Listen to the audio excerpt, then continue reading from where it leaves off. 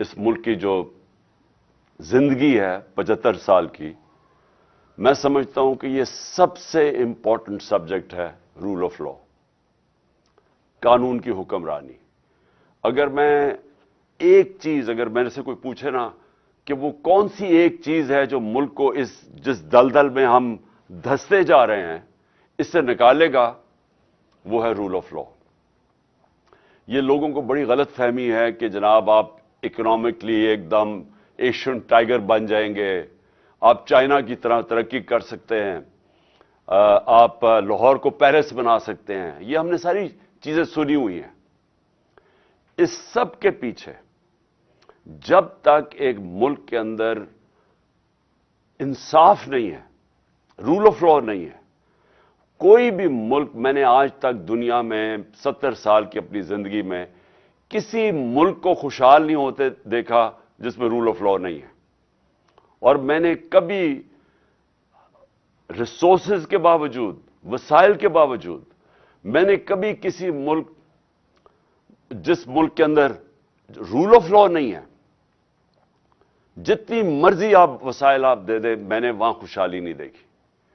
تو پاکستان، اگر آج ہم ذرا دیکھنا چاہتے ہیں ہم کدھر کھڑے ہیں، میں جتنا پاکستان میں رول آف لا کی دھجیاں پچھلے 8 مہینے میں اڑائی گئی ہیں، یہ میں نہیں سمجھتا کہ پاکستان کی تاریخ میں ایسا ہوا ہے۔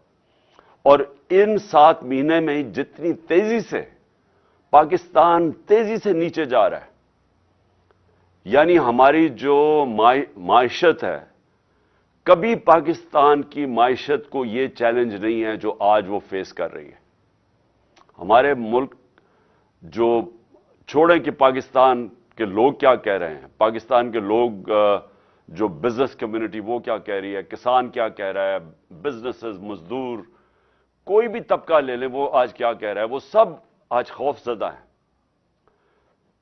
یہ ہمارے لیے سب سے تشویشناک جو فگر ہے کہ 7.5 لاکھ پاکستانی ملک چھوڑ کے چلے گئے ہیں پچھلے 7-8 مہینے میں۔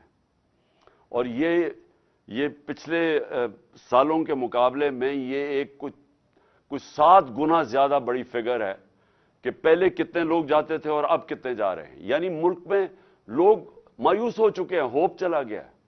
یہ جو 7 مہینے میں پاکستان سے ہوا ہے، اور کیا ہوا ہے؟ جنگل کا قانون ہوا ہے پاکستان میں۔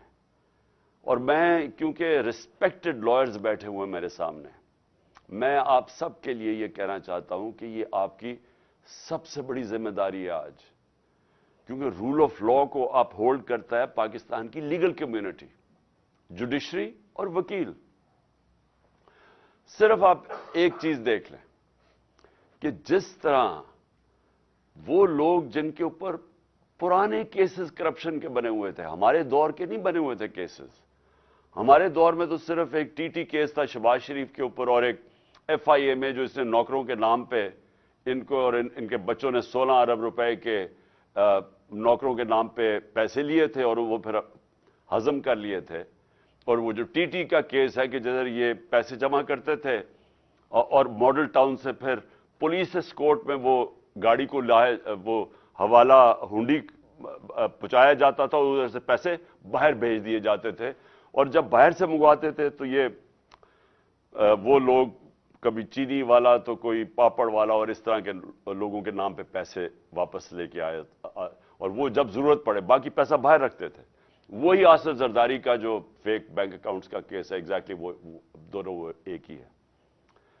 تو جو دیکھا گیا ہے کہ قانون ملک کے بدلے گئے، اسمبلی نے، نیشنل اسمبلی نے پہلے تو ایک رجیم چینج کروائی گئی ایک سازش کے تحت، اوپن مارکیٹ کے اندر منڈی لگی، الیکشن نہیں آکشن کی وجہ سے ایک آکشن ہوئی جس کے اندر لائلٹیز بدلی گئی، ہارس ٹریڈنگ ہوئی، گورنمنٹ گرائی گئی، اور اس کے بعد پہلا کام انہوں نے یہ کیا، اپنے کرپشن کے کیسز ختم کیے، اور پھر قانون ایسے بنائے گئے کہ ایک ایک بچا جو ان کے بڑے کرپشن کے سٹالورٹس تھے وہ بچ گئے سارے، اور سارے آپ دیکھ رہے ہیں کہ باری باری ساروں کی کرپشن کیسز ختم ہو رہے ہیں۔ تو یہ تو کسی دنیا کے ملک میں میں نے ایسا نہیں دیکھا. یہ تو میں شاید بنانا ریپبلکس میں بھی ایسا نہ ہوتا. یہ تو کوئی مغربی جمہوریت کے اندر کوئی تصور بھی نہیں کر سکتا کہ پبلک کے پیسے چوری کرنے والوں کو پہلے آپ ایک سازش کے تحت ملک کے اوپر مسلط کریں, ان کے کیسز نہ ہونے دیں. یہ بھی میں کہوں, ہمارے دور میں پوری کوشش کرتا رہا, میں نے پوری کوشش کی کہ ان کے پورے کیسز میچور تھے. نیب کے اندر سے ہمیں کہتے تھے کہ کیسز میچور ہیں, لیکن پیچھے سے ہمیں اجازت نہیں ہے. اب پیچھے سے اجازت کون نہیں دے رہا تھا؟ جنرل باجوہ صاحب. جنرل باجوہ پیچھے بیٹھے ہوئے تھے, وہ فیصلہ کرتے تھے کہ کون سی نیب نے کس کے اوپر کب کتنا دبانا ہے, پھر کب چھوڑ دینا ہے, کب اندر اس کو ڈالنا ہے. شہباز شریف کا اوپن اینڈ شٹ کیسز تھے, اس کا کیس ہی نہیں لگتا تھا.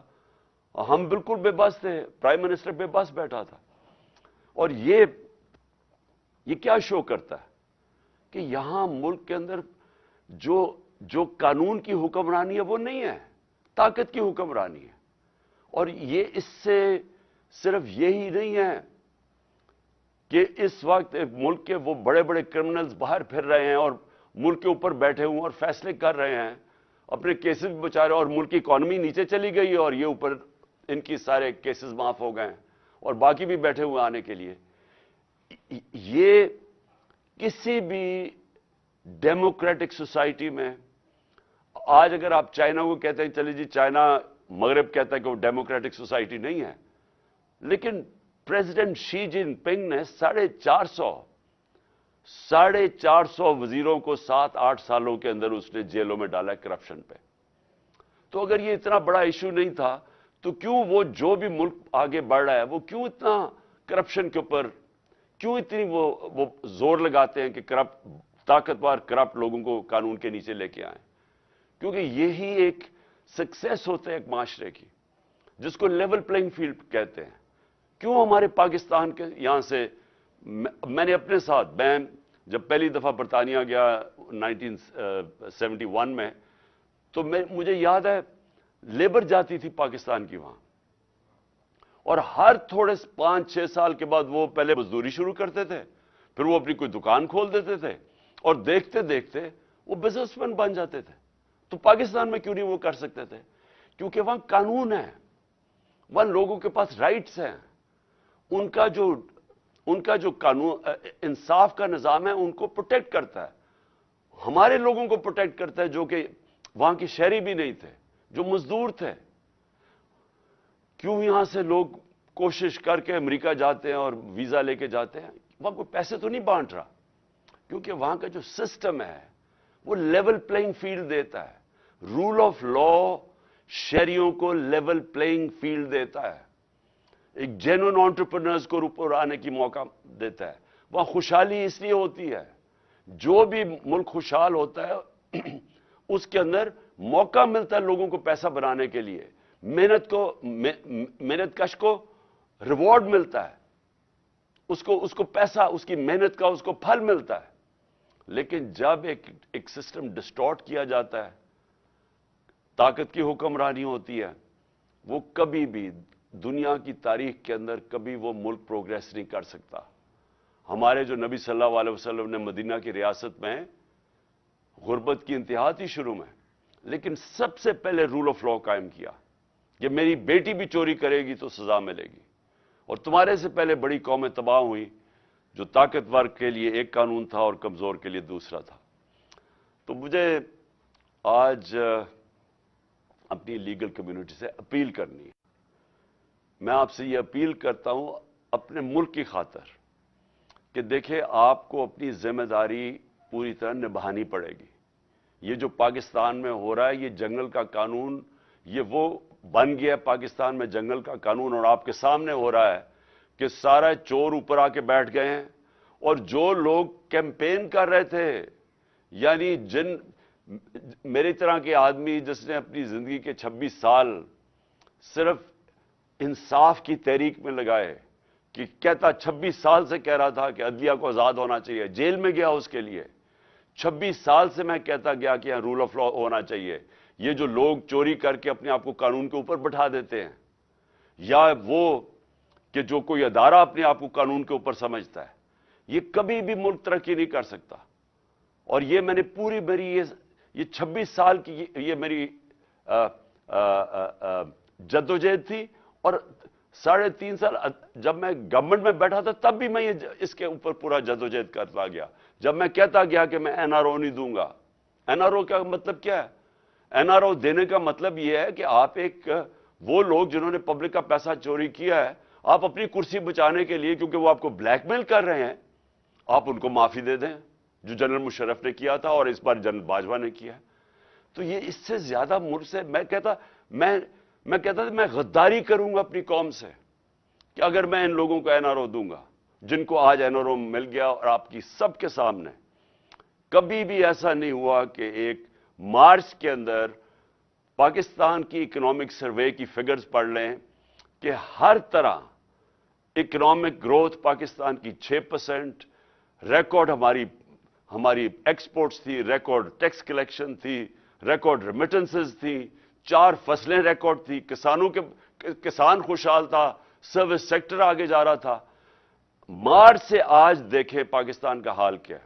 और ये जो 7.5 लाख लोग मुल्क छोड़ के जा रहे हैं, हमारा नौजवान डायनामिक हमारा सेक्टर, ये सोचें कि कितनी मायूसी आज पाकिस्तान में है कि जो इस मुल्क के साथ हुआ 7 महीने के अंदर। तो मैं इसलिए आखिर में फिर से आपको अपील करता हूं कि आपके ऊपर बहुत बड़ी जिम्मेदारी है। ये जो आने वाले दिन है, इस मुल्क को आपकी जरूरत है। आपको हर तरह का प्रेशर डालना चाहिए कि there are no Holi cause.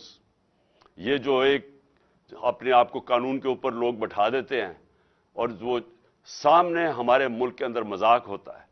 ये जो इलेक्शन कमीशन कर रही है, इतना ब्लेटेंटली एक बायस कर रही है सबके सामने। 8 दफा इन्होंने हमारी पार्टी के खिलाफ फैसले दिए हैं, 8 दफा हम अदालत गए और 8 दफा अदालत ने ओवरटर्न किए फैसले, क्योंकि हमारे खिलाफ दिए हैं।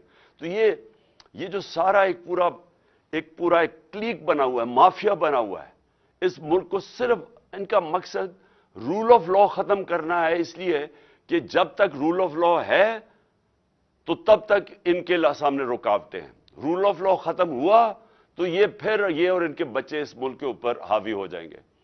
और ये आपके ऊपर जिम्मेदारी है। मैं इंशाअल्लाह, मेरी तो कमिटमेंट है, जब तक मैं जिंदा हूं मैं इनका मुकाबला करूंगा और रूल ऑफ लॉ के लिए लड़ूंगा। लेकिन मैं फिर से ये चाहता हूं कि हमारी जो लीगल कम्युनिटी है इसकी बहुत, कि आप अब इस मुल्क को बचाने के लिए, क्योंकि मैं एक्चुअली बिलीव करता हूं कि अगर हमने रूल ऑफ लॉ के लिए ना लड़े तो हमारे मुल्क का कोई फ्यूचर नहीं है। शुक्रिया।